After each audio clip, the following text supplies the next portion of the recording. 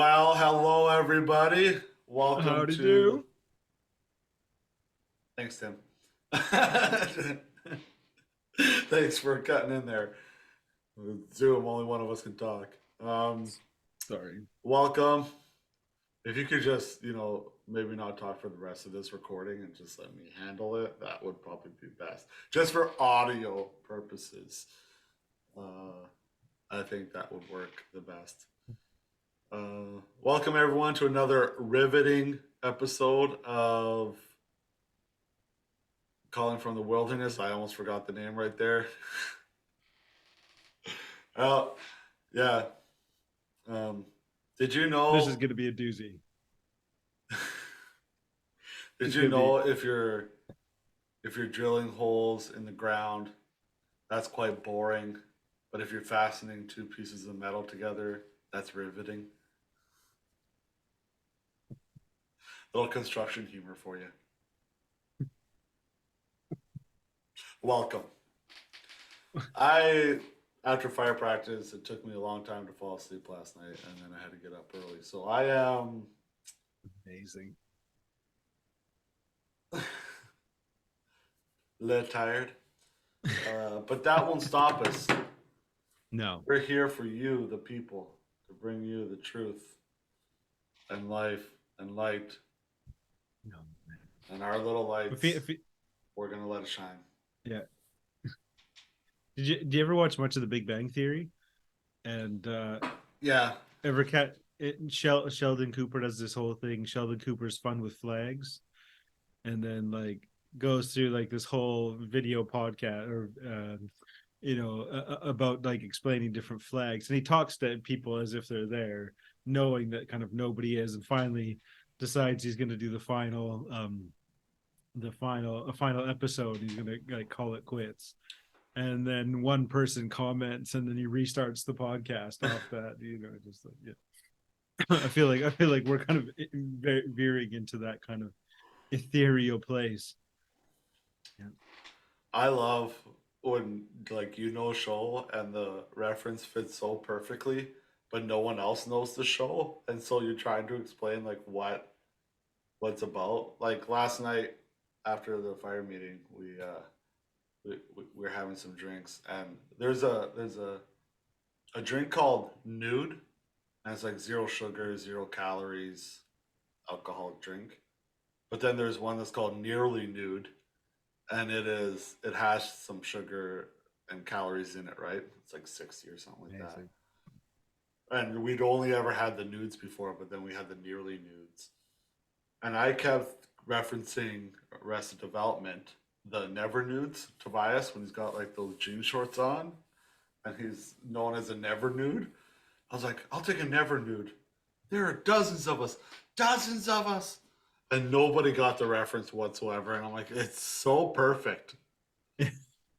Oh, And as you say, you go through the painful process of trying to welcome into that perfection, and it almost never works. like, yeah, I want you to experience the delight I have in this Yeah, perfect analogy or perfect yeah, reference, and yeah, it's wasted on you. yeah, It's yeah. Things have to I like that. change. I like how that was. Yeah, yeah. The subtle, encouragement for me to change. Yeah. Message received. Well, that was more the message of our podcast. I was doing a segue. Oh We're man. just firing on all cylinders.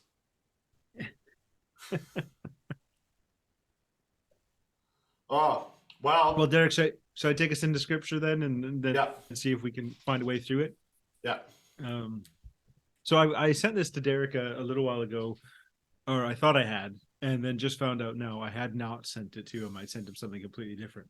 But in the Church of England cycle of prayer, in our daily prayer in our morning prayer, one of the canticles is an excerpt from Isaiah 43, and it just I love it because it's kind of in a sense a preparation and an expectation for Advent, but it's also an encouragement for us to kind of have our eyes open to what God is doing in the world. And And so I thought we'd yeah, kind of spend a bit of time in that today. So I will pull it up. It's not very long, but hopefully you'll find it as rich. Um, You may have as I sent do. it to me. It's just me and Tim have three different conversations on three different social media platforms going on continuously, and so you have to look through all three to find out Yeah, what. and together they almost make a single interesting conversation, but only I would say almost. more inappropriate than interesting. I'm trying to make sure you don't get fired, Derek. Okay, that's just yeah. Too late. Um, but we'll get into that in a second. Um, All right. Here we go. you want to So read? our yeah, I'll read today. You've I've ruined everything else you've done, so might as well Okay. offer something of content. Okay. So I'm just going to read the middle sections, but well, sorry, I'll use the final refrain, but I'll read just the bits in the middle here. I am the Lord, your Holy One, the Creator of Israel, your King. Thus says the Lord, who makes a way in the sea, a path in the mighty waters. Remember not the former things, nor consider the things of old. Behold, I am doing a new thing. Now it springs forth. Do you not perceive it? I will make a way in the wilderness and rivers in the desert to give drink to my chosen people, the people whom I formed for myself, that they might declare my praise. I will make a way in the wilderness and rivers in the desert.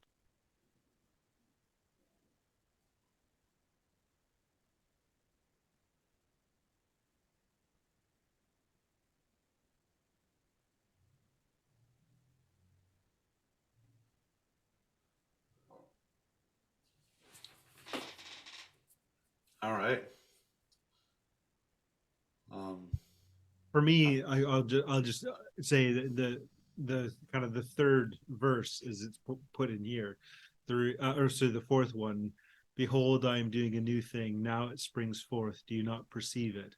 hmm. It's just been a refrain I absolutely love, and has always stuck out to me when this passage has been read. So, but was there anything for you, Derek, that you? um, Actually, number three, the remember not the Mm, former things, nor consider the things of old. mm, Mainly because I still like to remember the former things to let me mm, know where I'm going, kind of, or what's mm, like faithfulness to remember God's faithfulness in the past, yeah. to be like, all these things have been faithful to me before. Mm, It surely I can rely on His faithfulness again. yeah. And the other one is the first one. I am the Lord, your Holy One, the Creator of Israel, your King. Mm, And it's the Creator of Israel, like you guys. It's talking to Israel. mm, Like I created you guys. Like I'm the mm, beginning here, and if I can create things and direct you, mm, I not if I can, I have and I will continue mm, to do this. You guys are here because of me, mm, kind of thing. mm. So yeah. Yeah, I think too one of the things that for me this passage as well in kind of our post lockdown new COVID kind of living um is also like there's been stuff for me and particularly in my one church where we've kind of been trying to go kind of pick up where we left off before COVID, Mm. and some of that stuff has been like important and right to do, but then there's this whole other dynamic where the church is just a fundamentally different place than it was before the first lockdown. Mm-hmm. And so that kind of that thing, remember not the former things or consider the things of old, but behold, I'm doing a new thing, now it springs forth, do you not perceive it? I think it's such an interesting and like strong encouragement, as you say, not to get like, I think it's not about not not not like recognizing or having them, because like half of Israel or half of the kind of the worship in the Jews and what we've inherited in Christianity is about remembrance, like is about Mm-hmm. looking back to the things you know, as you say, like the promises and the faithfulness and the creativity and life of God, but it's about how those things become the energy and the drive into the new things, and actually give us tools to recognize new things as well.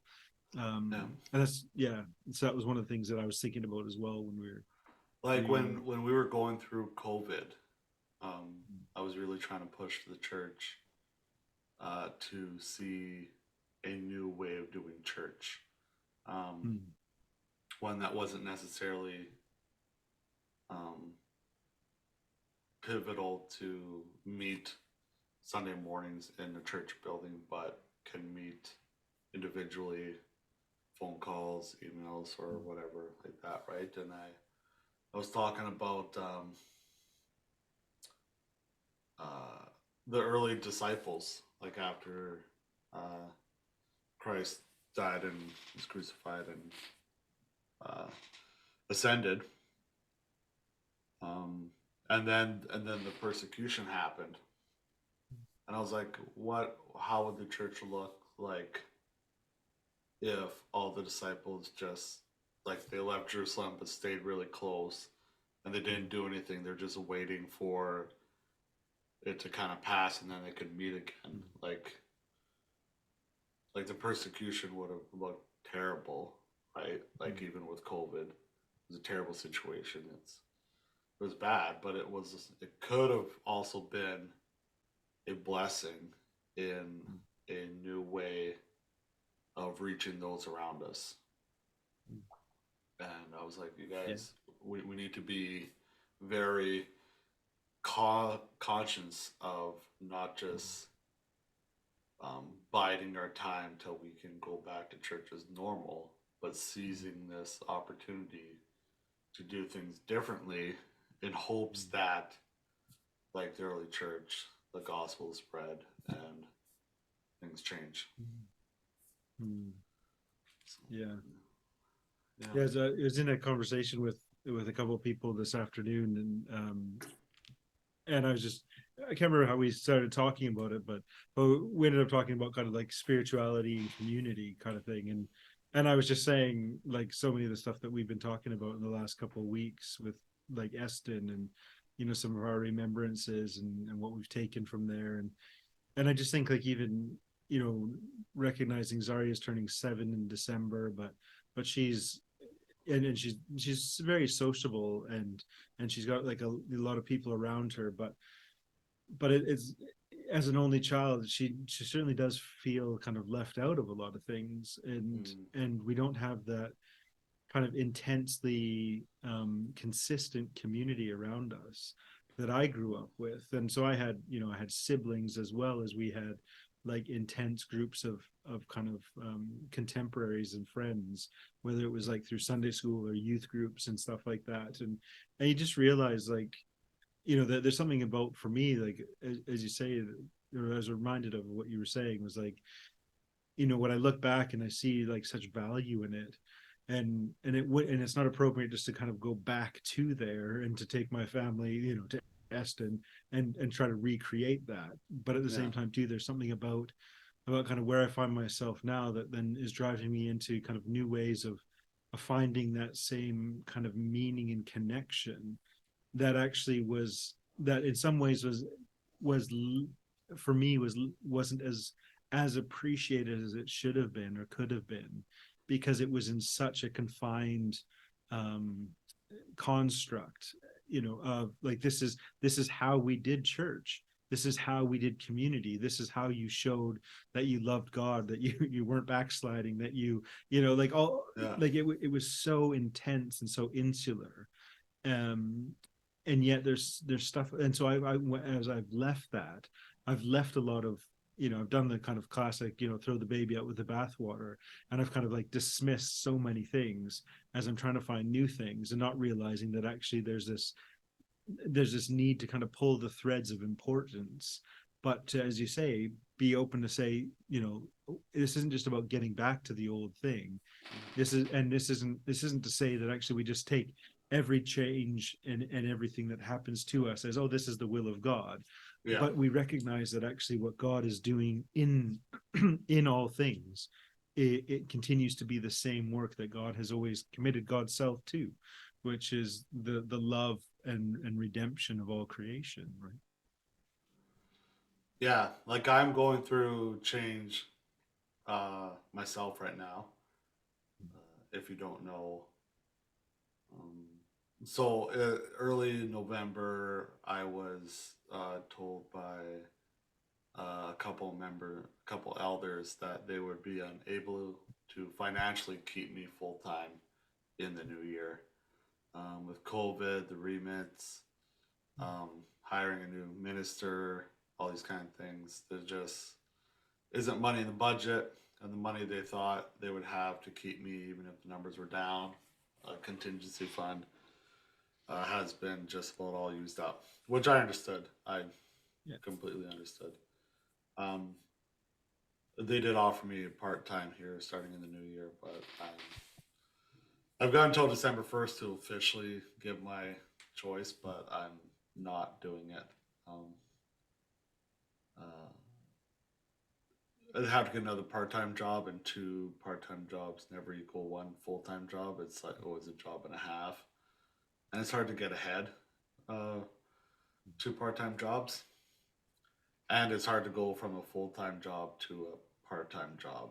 Like even if the expectations were lower, um, time wise, it very likely and quickly would go back up to can you do this, can you do this, and then my free time is all used up.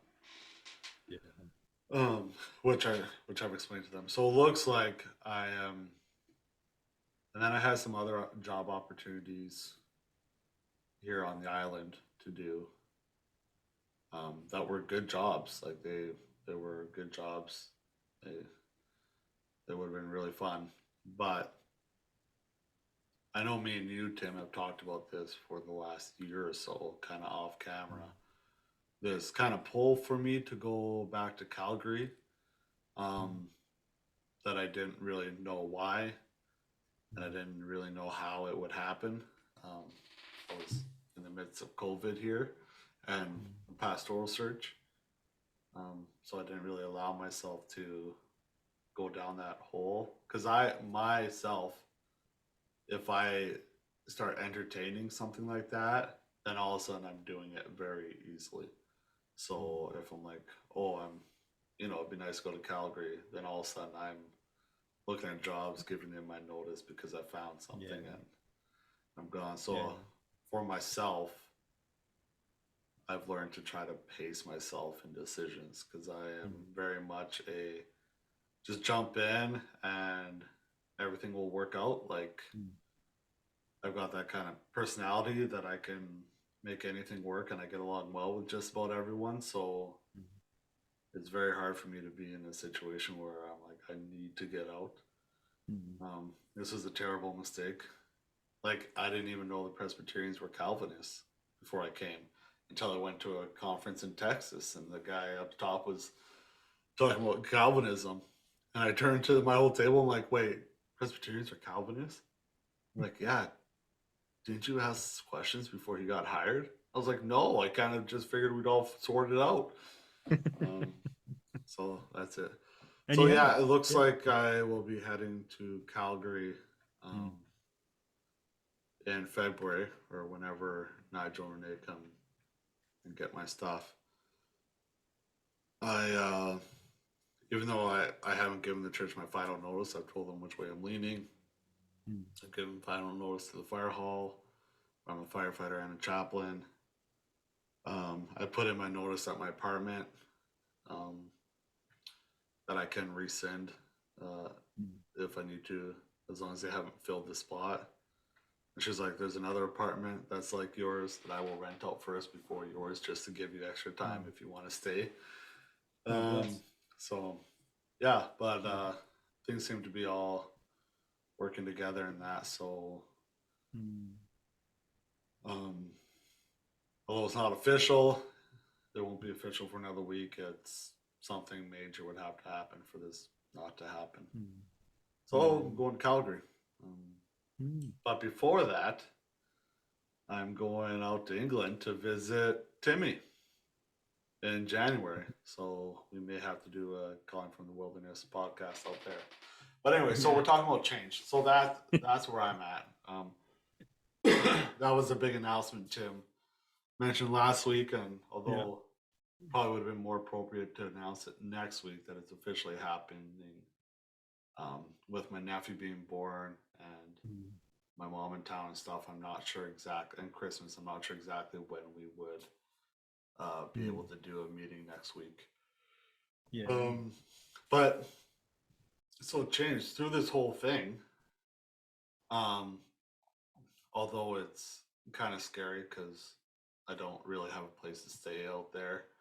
Um, I don't have a job at this time, um, and I'm preparing myself in different things to have some safeguards for whatever that would be. It just that I'm okay with it because I know for some reason that's where I'm supposed to go. Like I don't know why. I don't know what's out there. Um, but the for the last year, kind of the pull. So, and I actually wouldn't be able to do it without a severance package. So it's kind of Mm. nice that they're letting me go. Like it all works out Mm. that this happens. Um, Mm. but like trusting in the faithfulness that even to come out here was a big step. And I'm glad Mm. I did, and it worked out. Maybe for a short time, but still, Mm. all the friends in that I made out here have been wonderful. Getting my red seal, going to Bible school, getting my plumbing ticket and S and all that. These have been little Mm. steps that I wasn't sure why I was doing them, other than Bible school because I want to be a youth pastor. That Mm. was the main reason. But I always knew I was going to do it. Well, it's things I just keep stepping out, and God has proven Himself faithful over and over Mm. again. Mm. Although, now that I'm talking, I can't see my life if I've made different decisions. So I actually don't know if the decisions I made have been the right ones, but they seem to be Mm. pretty good. Like I'm still here. Mm. Um, I'm doing all right. So Mm. they can't be that bad. Yeah. But Yeah. maybe I'll get visited by three ghosts over Christmas and they'll tell me that I'm going down the wrong path or something. It's gonna be the three past presidents of the Bible College.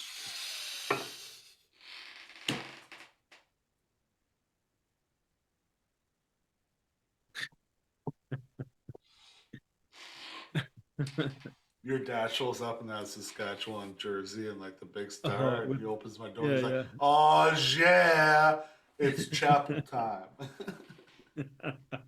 Jesus fucks. Oh yeah. Amazing, amazing. Yeah, yeah. Yeah. I think you know I and well, thank you for sharing. I sorry I pushed you a week early, No, that's um, right. but It's, we appreciate you sharing that. And I think like um, when Megan and I had been in England for 2 years, just over 2 years, we ended up was it 2 years? Yeah, we ended up.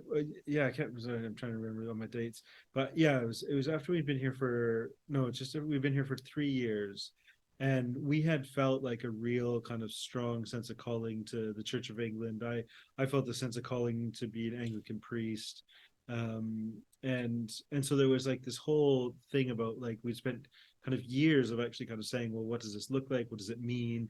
Is this something we could do, and how could we do it, and everything, and then one thing kind of kept coming up in front of another, and they weren't absolute, as in like it wasn't like the one we had problems with immigration, and it wasn't that we couldn't make a new application and try again or whatever, but it was that we were stuck waiting and not knowing. And I remember talking to my dad during that time, and I was just saying, like, look, like, how do I know what the right choice is? Like, is this God trying to say the door is closing, or is closed, and you just need to come to terms with that, mourn it, and find the right way?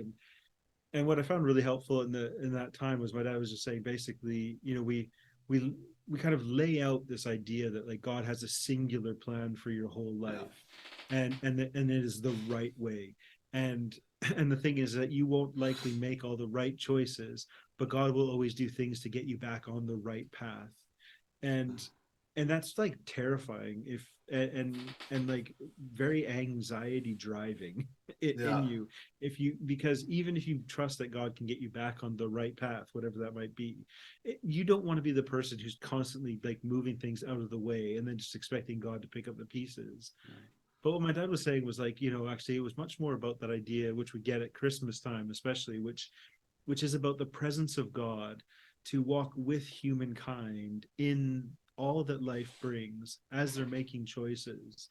And that through those things, God can make good of what you're walking through with God Yeah. towards a future that can actually be more beautiful and more life-giving, more redemptive, more, full of more mercy, compassion, and love, if that's the intention of which you're walking. And so he said, like you don't make the choices trying to make, or like trying to make the ultimate right choice, Yeah. but you just make the best choice that you can in those moments, trust it to God, and just ask that God walks with you.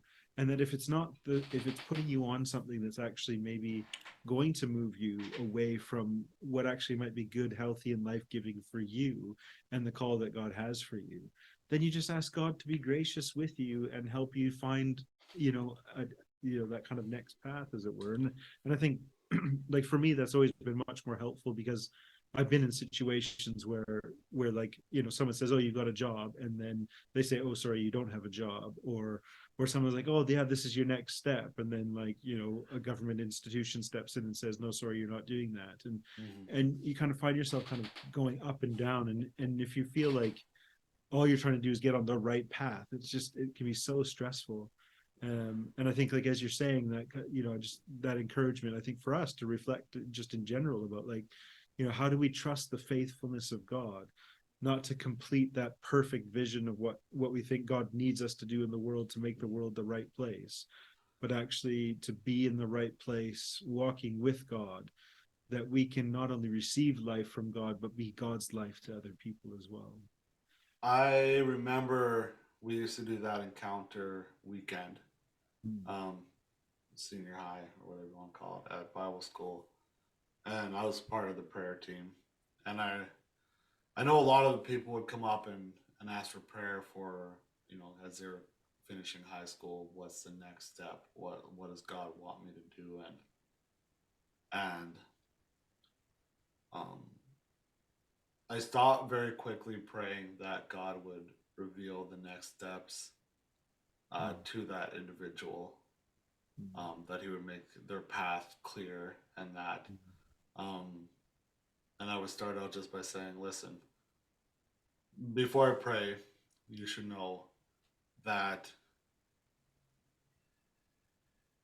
even if there's like an A, B, or C path that you can take, and God has, set B for you to walk down for whatever reason. If you don't choose that path, but you're still, I want to see what God's doing. I'm following Him. I'm I'm trying to do my will as best as you can. I cannot in a million years see God just being like, "Oh, they picked the wrong path. I'm done with them. Like Yeah. we're finished." Um, it, so I started praying. Um, yeah. So with them, I was like, so don't focus too much on doing the right path. Just follow your heart. Pray about it. Like see what you know kind of um, if there's two decisions, see which way you're leaning with your heart or your mind, or figure out all things. But don't worry that God's gonna leave you, or like you've got this one choice and you're gonna mess up and that's it. Like that's nonsense. So I started praying that God would walk with them, and that I had this really cheesy line that would be like, "Oh, that their path, that their footsteps would be marked with blessings and their hands would have miracles or something like that. I can't remember. It sounded super spiritual at the time.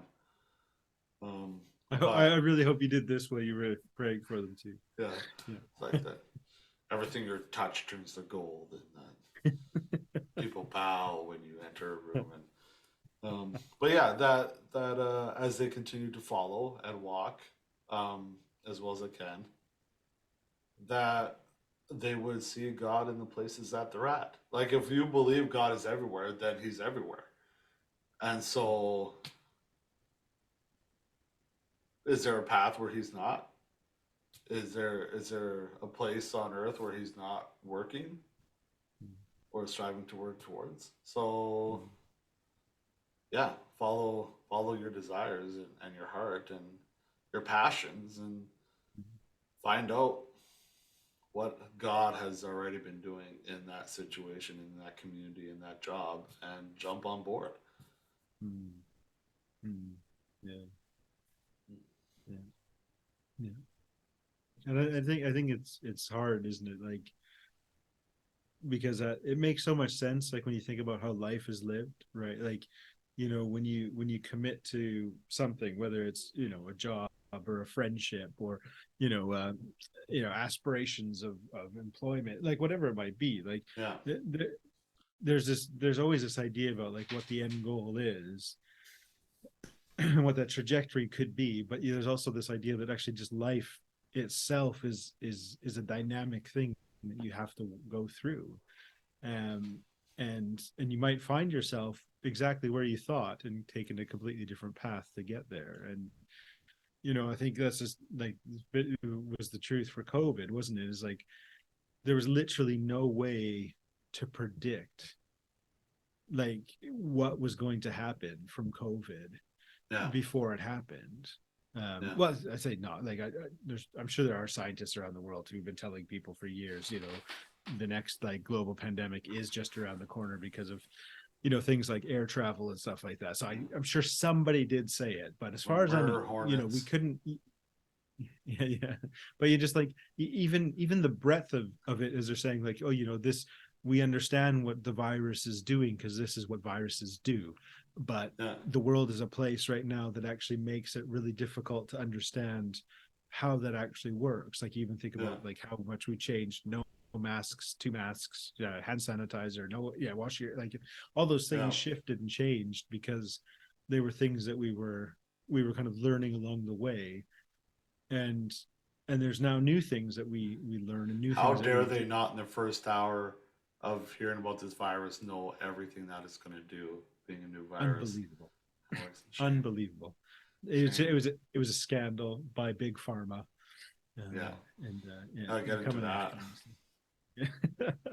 But it's just like you look at so many things, and particularly I think like the global world, recently it's just like how can you not like just sit there and be like, the faithfulness of God has to, as you say, matter more about God being where God is working for the good and the good and glory of God's kingdom Mm-hmm. in a way that brings life to the whole of creation, and not just about how do we as as I would say, like the toxic forms of Christianity right now are those extreme things about you have to one path, one way, and this is how we get God's work done, which also very very often has nothing to do with loving your neighbor and Yeah. loving God with all your body, mind, soul, and strength. So like I just and not it's certainly not bringing forth the fruits of the spirit in any way, shape, or form I can No. see. So but it's like that you said, like that whole idea about patience, right? Like what does patience look like sometimes when walking in faith into the unknown?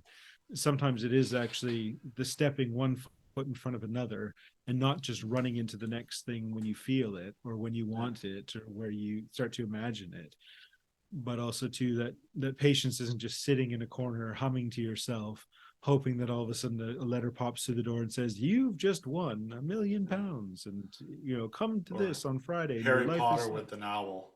This is what you're going to do. I'm Here's your still I'm still holding out hope for Zarya. So yeah. it's She's magical. she's not Um, 11 yet. she's not. Just take her to the train station and get her to run into those pillars. One of them has to work. One of them has to work. Hold on to your ticket. Hold on to your ticket. Yeah, run. Yeah. Here's your helmet. Yeah. Well, Yeah, it's kind of crazy. Like, I'm starting to figure out more and more that um, trying to get the nitty gritties down in Christianity, like specifically what you're supposed to do in every situation, or the specifically the right theology, or um, what or the right type of worship, or the right songs, or this has to be the right flow of service for God to move, or this has to be this right way or this right way. And to borrow a line from Trip Fuller, I think he's one that said this: we often will major in the minors, where we make these minor things major, where the major thing should be like, how are we loving people? Like, how are we showing grace and compassion and justice and that to those? Like,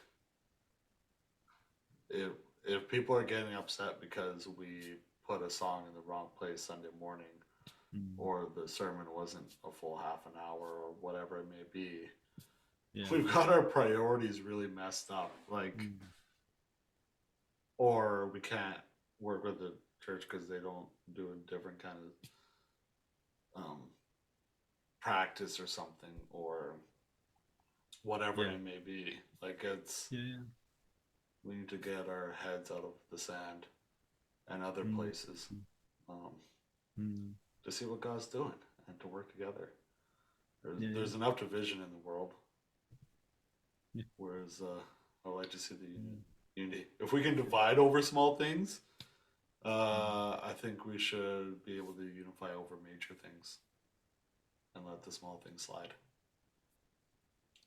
That's from me.